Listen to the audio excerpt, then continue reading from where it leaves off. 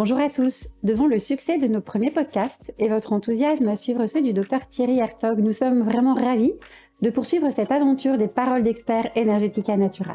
2 mardis par mois, retrouvez les experts en médecine fonctionnelle, que ce soit en hormonologie, en santé digestive, en santé métabolique et bien d'autres encore. Ces paroles d'experts sont pour vous, professionnels de santé, experts ou débutants, une occasion unique d'approfondir vos connaissances et d'avoir accès à une grille de lecture différente par rapport à votre pratique actuelle. Cet outil vient enrichir notre offre de formation académique proposée sous forme de webinaires, d'ateliers digitaux, de tables rondes et de masterclass scientifiques pour, jour après jour, vous accompagner de façon personnalisée au plus près des attentes de vos clients et patients. Restez connectés et retrouvez nos paroles d'experts sur les grandes plateformes d'écoute, YouTube, iTunes, Spotify et SoundCloud, et bien sûr sur notre site web, rubrique Académie. À bientôt! Bonjour à tous, je suis vraiment ravie de vous retrouver pour ce nouvel épisode de nos podcasts Paroles d'experts d'Energetica Natura. Aujourd'hui, j'ai le grand plaisir de recevoir Anne Lucas. Bonjour Anne. Bonjour. Merci beaucoup d'avoir accepté notre invitation. Donc pour le public qui nous écoute, pour les thérapeutes, je leur rappelle que tu es donc docteur en pharmacie, spécialisée en médecine fonctionnelle et experte en santé métabolique. Tu fais à la fois des consultations et beaucoup de formations. Exactement. Aujourd'hui, tu as choisi de nous parler d'une problématique évidemment métabolique, de la perte de poids, mais sous un angle vraiment différent, différenciant, très loin de ce qu'on entend toujours aujourd'hui. Est-ce que tu peux nous en dire un petit peu plus ? Oui, bien sûr. Alors déjà, je te remercie et je remercie Energetica Natura de me permettre de prendre la parole sur ce sujet qui me passionne. Et effectivement, je souhaitais aujourd'hui vous parler de cette approche qui est aujourd'hui recommandée par toutes les grandes instances, qui est celle de cette fameuse théorie SICO. On peut rappeler que la théorie SICO, c'est calorie in, calorie out. Et donc, je souhaitais un petit peu mettre en avant les limites de cette théorie et aborder la santé métabolique sous un angle un peu plus physiologique et hormonal. Est-ce que tu peux nous redonner quelques précisions justement sur cette théorie SICO ? Oui, bien sûr. Alors, on part du principe que on utilise la première loi de la thermodynamie qui signifie que finalement, la prise de poids serait due à une balance énergétique positive, c'est-à-dire que lorsque mes entrées énergétiques sont supérieures à mes dépenses, cela se convertit par une prise de poids. Cette théorie, elle est parfaitement applicable à un système isolé en physique, mais nous ne sommes pas en physique, nous sommes en physiologie humaine et c'est tellement plus compliqué. Nous sommes hautement régulés, notamment par des systèmes hormonaux, qui vont faire que cette théorie, certes, est valide en physique, mais en physiologie, il y a des nuances à apporter. Et je souhaiterais quand même préciser dès maintenant que c'est une réalité, effectivement, que si les calories absorbées sont plus importantes que les calories dépensées, on a une prise de poids. Mais c'est la partie vraiment visible de l'iceberg. Et qu'est-ce qu'on fait en médecine fonctionnelle ? Vraiment, l'essence même de la médecine fonctionnelle, c'est d'aller chercher et traiter la cause la plus profonde qui explique le symptôme. Et on pourrait considérer que ce déséquilibre de la balance énergétique n'est donc pas la cause la plus profonde, mais sans doute la conséquence d'une cause plus profonde. Donc finalement, les deux théories hormonales et caloriques ne s'opposent pas, c'est juste qu'on n'est pas au même niveau d'exploration. Et justement, en fait, cette théorie SICO, elle va avoir des freins. Et quelles sont les résistances en fait induites par ce modèle SICO ? C'est vraiment important de bien ancrer ça dans la tête de nos thérapeutes pour essayer d'en sortir justement. Effectivement. Alors quand on se base uniquement sur la théorie SICO, quelles vont être les recommandations alimentaires que l'on va proposer ? Un régime hypocalorique. Le régime hypocalorique, il faut savoir qu'il va avoir des répercussions sur le moyen-long terme et notamment des répercussions sur la glande thyroïde. C'est-à-dire que au niveau thyroïdien, lorsque je vais imposer un régime hypocalorique, on va avoir une diminution de la conversion de l'hormone thyroïdienne T4 en T3 libre au profit de la T3 reverse. On va donc avoir une diminution du métabolisme de base, ce qui signifie qu'on va se retrouver avec des patients qui vont nous dire « c'est bizarre, ce régime hypocalorique, il fonctionnait bien pendant quelques temps, et aujourd'hui ça marche plus, je perds plus de poids ». Effectivement, le métabolisme de base a diminué, et donc ils vont devoir se retrouver à manger de moins en moins pour de moins en moins de résultats. Et au-delà de cette problématique vraiment hormonale, cette restriction calorique, elle peut aussi avoir des conséquences sur le comportement alimentaire, j'imagine. Tout à fait. On va se retrouver dans des situations avec le développement de ce qu'on appelle la restriction cognitive. Et puis surtout, je dirais, on n'en avait pas parlé, mais c'est tellement important. Si je pars du principe que pour perdre du poids, il faut que je mange moins de calories, on va venir diaboliser une catégorie d'aliments extrêmement importante aujourd'hui, les lipides, tout simplement parce qu'ils ont une valeur énergétique plus importante et ces lipides sont indispensables à la vie. Donc, c'est vraiment extrêmement problématique d'avoir cette vision très étriquée du trouble métabolique. Et on peut aussi ajouter à cette remarque que la restriction des lipides, si elle peut convenir à certains, elle ne convient pas du tout à d'autres. C'est vrai qu'en fonction des polymorphismes génétiques et du profil génétique, ça a aussi vraiment une importance sur la composition de l'assiette. Tout à fait. Vraiment extrêmement important de pouvoir réhabiliter les lipides, le cholestérol notamment, mais pas que, tous nos acides gras, les oméga 3, les oméga 6. On a tendance aussi à diaboliser les oméga 6, alors que certains oméga 6 sont vraiment importants. Et également, pensons à nos acides gras saturés qui, s'ils sont consommés dans de bonnes conditions, que l'animal a été bien nourri, ne poseront pas particulièrement de problème. Oui, c'est intéressant d'avoir cette vision vraiment beaucoup plus globale. Alors, puisqu'on ne se base plus sur la théorie psycho, quelles sont les théories aujourd'hui qui sont les plus efficaces, qui sont les plus mises en avant scientifiquement pour aider les patients à perdre du poids? Ok. Alors en fait, cette théorie psycho, comme je l'expliquais, on peut considérer que donc le déséquilibre de la balance énergétique n'est pas la cause, mais la conséquence. Et donc nous, en consultation, on va essayer de comprendre pourquoi est-ce qu'une personne qui pourtant a un trouble métabolique, donc ça veut dire qu'elle a un excès de masse grasse, donc elle a de l'énergie à disposition, et pourquoi cette personne qui pourtant a de l'énergie à disposition est amenée à manger plus que ce qu'elle devrait manger. Donc c'est ce qui crée le déséquilibre de la balance énergétique. Je mange plus que ce dont j'ai besoin. Et la raison number one, qui est très bien expliquée notamment par Nicolas Norwitz, c'est le fait qu'on n'ait plus accès à nos réserves énergétiques et que donc notre cerveau déclenche un signal de faim pour pouvoir avoir de nouveau de l'énergie à disposition. Et qui permet de réguler l'accès à nos réserves énergétiques? Une hormone clé, l'insuline. Donc effectivement, cette théorie qui nous permet de comprendre qu'est-ce qui explique qu'on va manger alors qu'on a des réserves à disposition, c'est la théorie CIM, qu'on appelle donc CIM, C-I-M, pour carbohydrate, insuline, modèle. Donc c'est le fait qu'on soit en... Alors j'insiste là-dessus parce qu'il faut être nuancé dans nos propos. Ce n'est pas l'insuline en elle-même, l'insuline on en a besoin, mais c'est vraiment toutes ces situations d'hyperinsulinisme chronique qui vont amener à l'insulinorésistance. Et quand je suis en hyperinsulinisme chronique et en insulinorésistance, je bloque des mécanismes métaboliques indispensables. En tout cas, lorsqu'on a un excès de masse grasse et qu'on veut en perdre, je bloque la lipolyse tout simplement. Ça veut dire qu'on va plutôt axer la composition de l'assiette vers des régimes, même si j'aime pas ce mot, vers des modes alimentaires pauvres en glucides. Oui, tout à fait. En fait, l'idée sera de se dire, ok, si l'insuline est finalement l'hormone qui va dicter à l'organisme que faire des calories, est-ce que je dois les stocker? Est-ce que je dois les brûler? Et donc, quand je souhaite faire perdre du poids à quelqu'un, je souhaite lui faire perdre de la masse grasse. Donc, je souhaite activer la lipolyse. Donc, j'ai besoin d'avoir l'insuline la plus basse possible.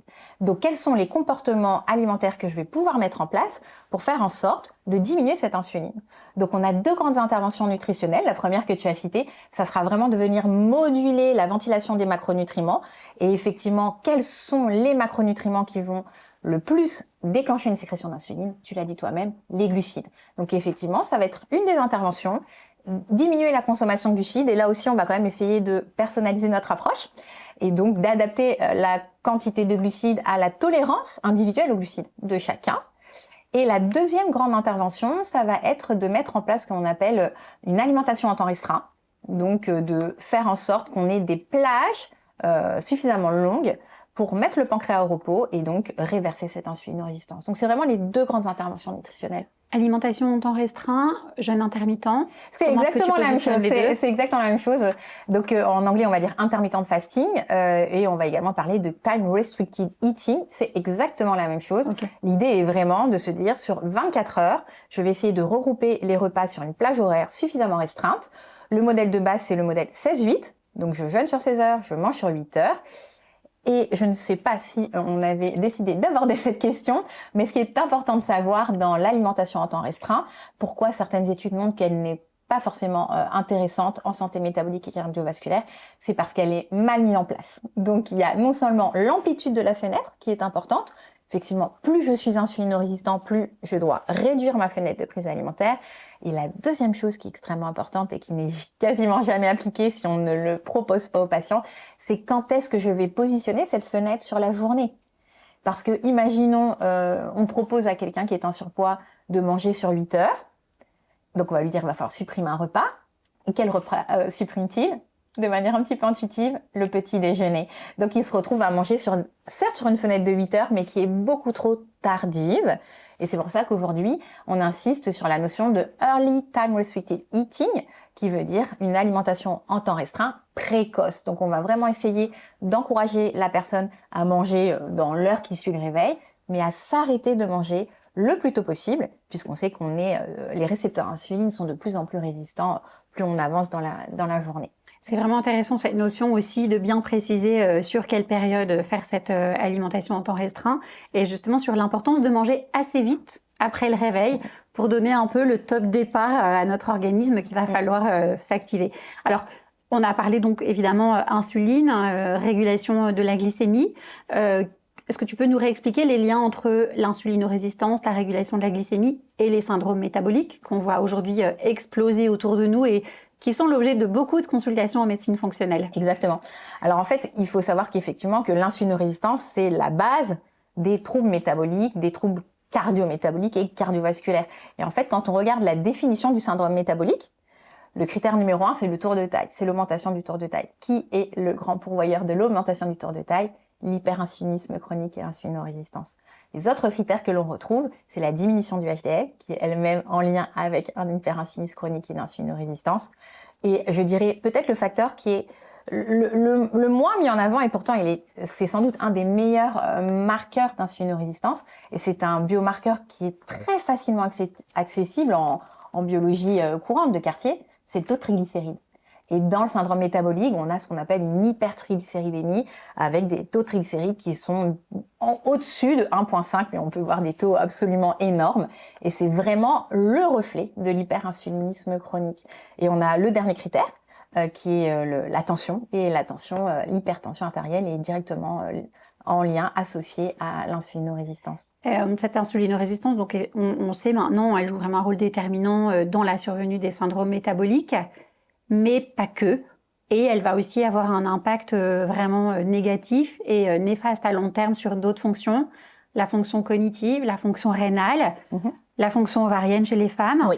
Est-ce que tu pourrais revenir un petit peu, parce que c'est important aussi de voir un petit peu plus large que les conséquences métaboliques, puisque l'insulinorésistance, en fait, elle va vraiment Elle devient systémique. C'est vraiment intéressant ce concept d'insulinorésistance systémique. Tu pourrais en parler un petit peu plus pour nos thérapeutes? Et je pense d'ailleurs que c'est vraiment important d'insister sur ce point de ne pas découper un patient par organe, par fonction, par système.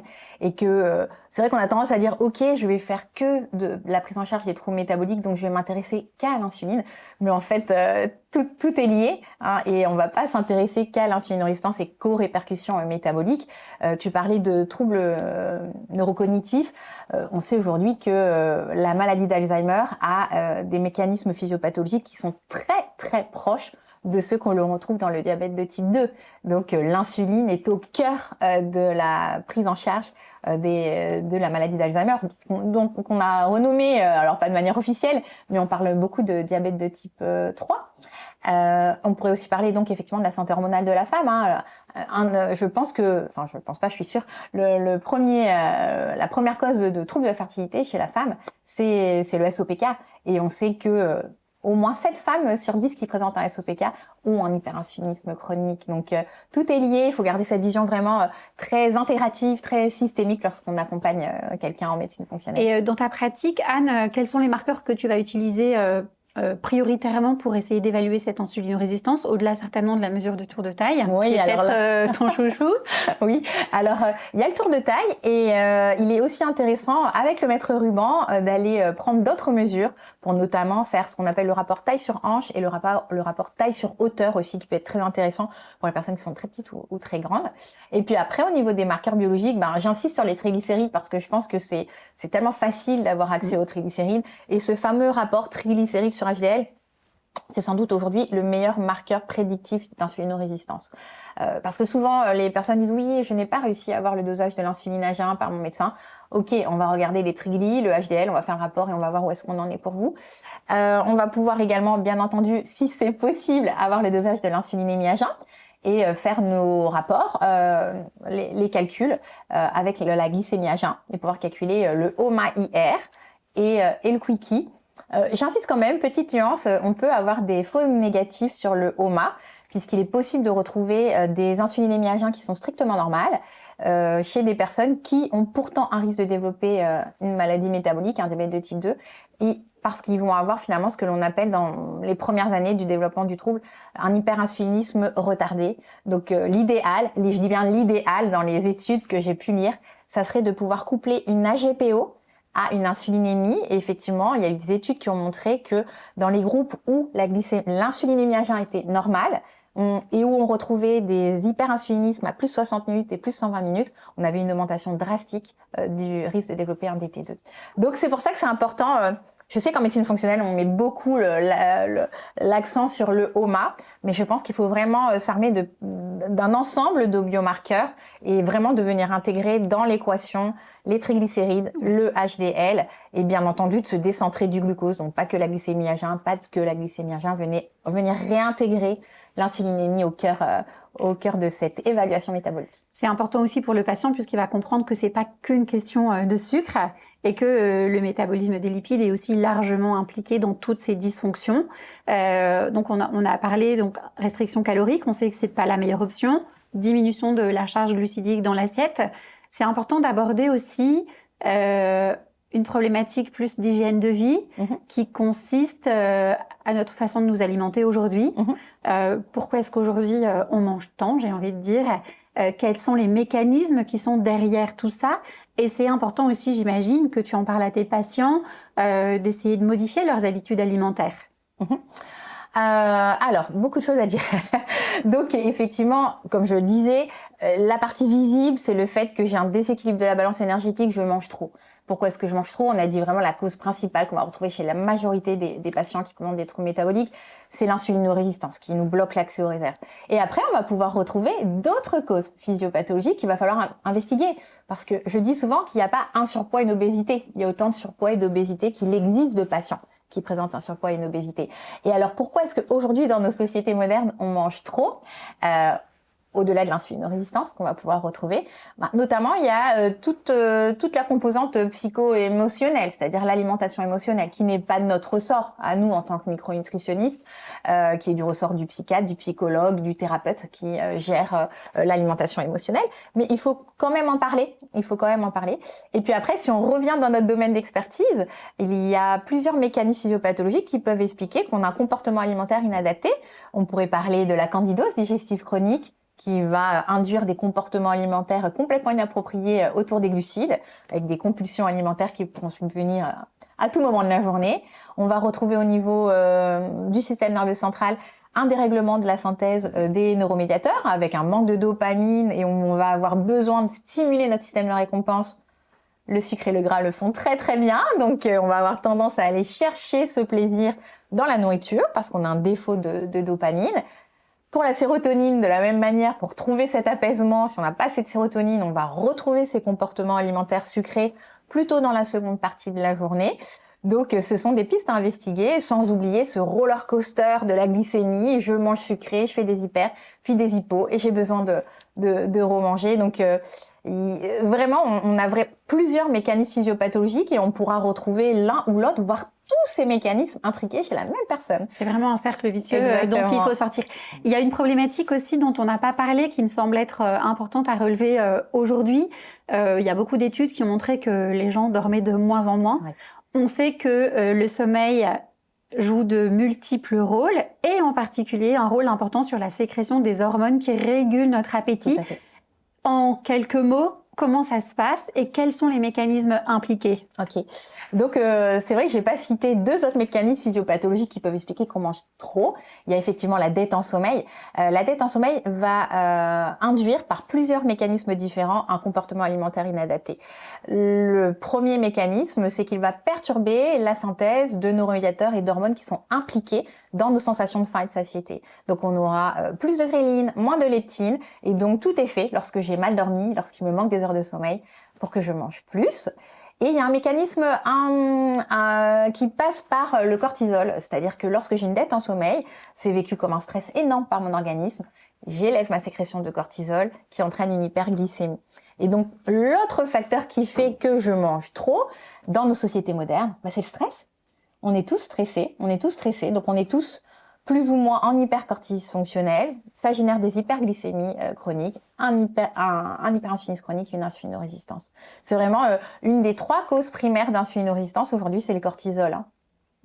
C'est important donc d'insister sur le rôle du stress, justement, sur ce dérèglement métabolique. Et c'est pas seulement, c'est pas que l'assiette. Tout à fait. C'est pas que, en fait, c'est vraiment multifactoriel. Et ça aussi, c'est important pour parfois que les patients comprennent mieux les différents piliers sur lesquels ils vont pouvoir agir. Et c'est pour ça que j'aime beaucoup tu sais, les capteurs continus de glucose, parce qu'ils nous permettent de voir que parfois, au niveau alimentaire, on a tout bien fait, on a diminué les glucides, on a mis en place la bonne fenêtre, mais je suis stressée tout le temps et j'ai des glycémies à 130, 140 qui descendent jamais beaucoup plus, alors même que je mange normalement. Mais le cortisol vient mettre un petit peu la pagaille dans la gestion de la glycémie. Donc c'est vrai que tu as raison d'insister sur le fait que la prise en charge doit être intégrative et les règles hygiéniques diététiques ne se passent pas que dans l'assiette. Alors, ça ne se passe pas que dans l'assiette, mais quand on dit à un patient de réduire les apports glucidiques, il faut lui apprendre à recomposer son assiette. Quels sont les principaux conseils que tu vas pouvoir lui donner? Parce que les patients sont quand même souvent perdus sur ce qu'ils peuvent manger, plus manger, dans quelle quantité, à quelle fréquence. Et c'est assez anxiogène pour eux. Ils ont besoin de règles, parfois un petit peu au début, au moins le temps de maîtriser cette nouvelle façon de s'alimenter. Ouais. Alors comme je le disais, la diminution des glucides, elle doit vraiment être adaptée à chaque profil. Donc on va avoir différents biomarqueurs, différents bilans qui vont nous permettre de nous dire, ok, chez cette personne, on va pouvoir donner 100 grammes, 50 grammes, ou au contraire, il va peut-être falloir descendre à moins de 20 grammes de glucides par jour. Donc déjà, la notion de personnalisation, elle est vraiment très importante. La personnalisation aussi sur la diminution des glucides, elle va dépendre du niveau d'activité physique, de la masse musculaire, bien entendu. Si j'ai une meilleure masse musculaire, un niveau d'activité physique plus important, j'aurai une meilleure tolérance aux glucides. Donc oui, la première règle, c'est je diminue les glucides, mais de manière adaptée, personnalisée. Et souvent, je prends ça comme métaphore avec mes patients. Je leur dis, écoutez, c'est comme si vous rouliez en diesel et puis vous avez décidé de passer à une voiture électrique. Il va quand même bien falloir la charger, cette voiture électrique. Donc là, on décide de couper, de diminuer les glucides. Il va falloir trouver un autre carburant énergétique. Et là, de toute façon, on n'a que 2 carburants énergétiques si on fonctionne de manière physiologique. Ce sont les lipides, si c'est pas les glucides. Donc l'idée va vraiment être d'activer, de remettre en place la flexibilité métabolique et d'être capable de diminuer les glucides en augmentant les lipides. Et là, de la même manière, pour les lipides, on va vraiment adapter le type de lipides en fonction notamment de certains polymorphismes génétiques. Et pour ce qui est des protéines, on part du principe qu'on met en place un régime normoprotéiné, mais par rapport aux recommandations officielles, c'est quand même beaucoup plus que les recommandations officielles, mais ça reste un régime normoprotéiné. Mais comme les gens mangent de moins en moins de protéines, parce qu'on a aussi diabolisé les protéines, quand on leur annonce la quantité de protéines qu'ils doivent manger, ils nous disent « mais j'arriverai jamais à manger tout ça ». Donc c'est un enjeu de prioriser les protéines dans l'assiette. Et c'est vrai que quand on demande aux patients ce qu'ils mangent comme protéines, on se rend dans 95% des cas, je pense, on se rend compte qu'il y en a vraiment insuffisamment. Et ça joue un rôle déterminant sur l'équilibre de cette santé métabolique. Tout à fait. Alors, sur l'équilibre de la santé métabolique et puis sur les sensations de faim et de satiété, puisque les protéines vont avoir surtout les protéines coupées au gras vont avoir un excellent effet satiétogène. C'est vrai que on est d'accord que pour perdre du poids, il faut induire un déséquilibre énergétique. On est d'accord, on n'a pas dit que c'était faux, on a juste dit qu'il y avait des limites. Mais il y a une grosse différence entre imposer un régime hypocalorique et traiter la cause qui permettra, en régulant les hormones, de manger moins naturellement. C'est ça qu'on veut faire. C'est rééquilibrer le climat hormonal pour permettre à la personne de naturellement manger moins. Donc, on n'impose pas, on induit. C'est ça la grande différence. Et on a besoin de ces protéines pour pouvoir induire. Ça favorise l'observance des patients aussi. Tout à fait. Et donc, on a beaucoup parlé assiette, on a parlé un petit peu activité physique, gestion des émotions et du sommeil. Les compléments alimentaires et les nutriments ont aussi une place certainement pour réguler cette insulinorésistance et cet équilibre glycémique. Quel est ton top 3, top 5 peut-être, des incontournables pour essayer de réguler cet hyperinsulinisme? Ok. Alors, si on revient à la biochimie métabolique et qu'on regarde comment fonctionne le récepteur à l'insuline, on va pouvoir trouver les micronutriments qui vont permettre un meilleur signaling de l'insuline. C'est ce qu'on veut. Si l'insuline se signalise bien, on en a besoin de moins en moins, on va dire, d'une plus petite quantité. Donc, le récepteur à l'insuline, c'est un récepteur à tyrosine kinase. Donc, qui dit tyrosine kinase, dit phosphorylation, donc dit besoin de magnésium. Donc, j'aurais tendance à dire que mon number one serait le magnésium. Ce récepteur est enchâssé dans une bicouche phospholipidique. Donc, pour qu'il puisse fonctionner correctement, il faut une bonne fluidité membranaire. Donc, je dirais que mon numéro 2, ce sont les oméga 3, donc EPA, DHA, pour améliorer cette fluidité. Et on sait qu'on a un micronutriment qui est essentiel pour favoriser l'autophosphorylation de ce récepteur, et c'est le chrome. Donc voilà, je dirais que c'est mon top 3, mais je pourrais rajouter le zinc, le sélénium, la cannelle, qui fonctionnent aussi parfaitement bien sur l'amélioration du signaling de l'insuline. Voilà, donc on a un bon top 3, magnésium, oméga 3, chrome. Et zinc, cannelle aussi, très intéressant. Mais c'est important aussi de revenir aux essentiels puisque on sait aujourd'hui qu'il y a pléthore de compléments alimentaires. Quand ils sont pris en charge en médecine fonctionnelle, il y a souvent beaucoup de complémentations qui sont proposées tout à fait justement, mais c'est parfois beaucoup pour les patients. Donc là, on se recentre sur l'essentiel. Donc c'était important aussi pour nos thérapeutes qui sachent exactement les priorités. On en a peut-être oublié un quand même, mais bon, il est tellement important partout que je l'oublie parce qu'en fait, on le met systématiquement. Bon, c'est la vitamine D qui va permettre aussi d'améliorer la sensibilité à l'insuline. Pour conclure, Anne, merci beaucoup pour cet échange passionnant et en fait, on pourrait parler de ça pendant des heures et des heures. Mais toi qui es thérapeute, qui accompagne des patients tous les jours, quels sont les 3 principaux conseils que tu peux donner aux thérapeutes, aux médecins fonctionnels qui débutent et qui nous écoutent pour accompagner vraiment de façon optimale leurs patients? Quelles sont les clés qui t'ont aussi aidé toi dans ta pratique? Alors moi, je dirais, voilà, je rappelle, mais c'est tellement important, ne vous limitez pas à vouloir directement modifier la balance énergétique, essayez de comprendre pourquoi cette balance énergétique est déséquilibrée, revenez aux causes profondes et vous retrouverez 9 patients sur 10, 10 patients sur 10, une insulinorésistance. Et puis après, allez investiguer, ne découpez pas votre patient en organes, allez investiguer la fonction neurocognitive, la thyroïde, les surrénales, le sommeil. Donc voilà, une prise en charge systémique éthiopathogénique, ça c'est vraiment essentiel. Travailler sur l'assiette, on l'a dit, prioriser les protéines, ne pas avoir peur des lipides et diminuer les glucides de manière personnalisée, ça c'est essentiel. Remettre en mouvement votre patient et surtout lui proposer de pratiquer une activité physique de résistance. Je crois qu'on aura l'occasion d'en reparler dans un autre podcast, mais voilà, ça serait mes recommandations. Parfait, merci beaucoup Anne, c'était passionnant, plein de clés pour nos thérapeutes, donc vraiment super. Merci à tous pour votre écoute et on a hâte de vous retrouver pour un prochain épisode de nos podcasts Paroles d'experts d'Energetica Natura. À bientôt.